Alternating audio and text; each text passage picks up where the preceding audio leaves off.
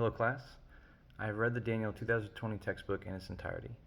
And with that, today I'm going to talk about the ethical principle that I had trouble with originally working through, but now I believe, in my own opinion, that I have come into harmony with that principle.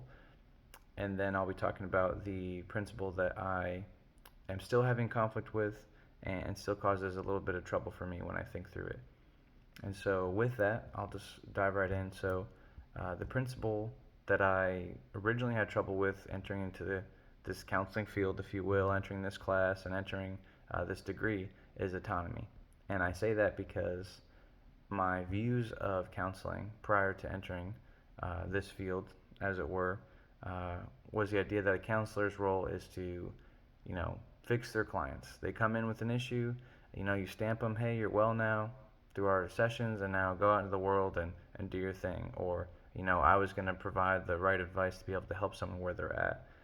What I didn't really understand was the idea of autonomy and how the client is supposed to, um, or we're supposed to walk alongside the client to help them get the care that they need. Be an empathetic ear so as they work through the problems, they can be able to determine the right path that's best for them. It's not about the counselor just making decisions for them. Um, and that's also not a very loving way to go about things too. And as Daniel describes, and I quote, as a Christian professional counselor, allowing the client the right to make their own decisions is compassion. And I would agree with that. That resonated with me because the compassionate thing is to allow them to work through it, not just tell them how to work through it. Um, and it's like the old saying, uh, give a person a fish, feed them for a day, but teach them how to fish, feed them for life.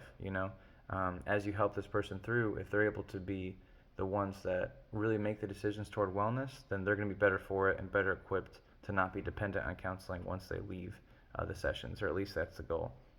Another thing Daniel mentioned that I thought was really good was saying how we don't have to come up with the cure.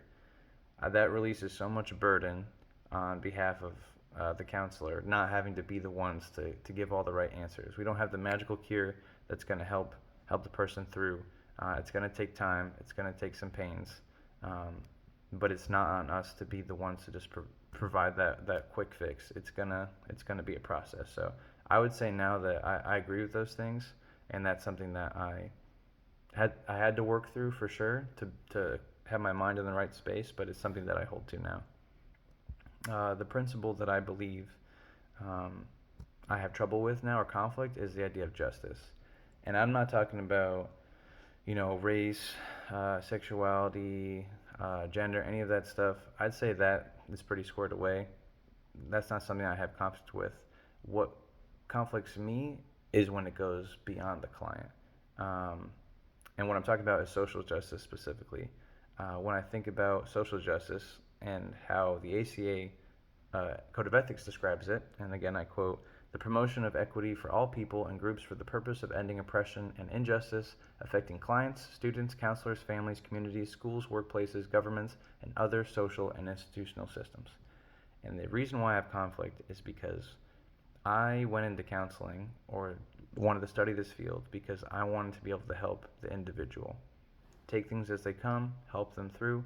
Um, but when I think about my role being needing to be more than that, according to this ACA Code of Ethics, needing to be, working in the systems that are around this client and advocating for them and working for them and helping them through, or helping them get the care they need outside of just the counseling session and lobbying and promoting. And I think all of that just seems so overwhelming to me, and it's something that I'm going to have to take some time to work through.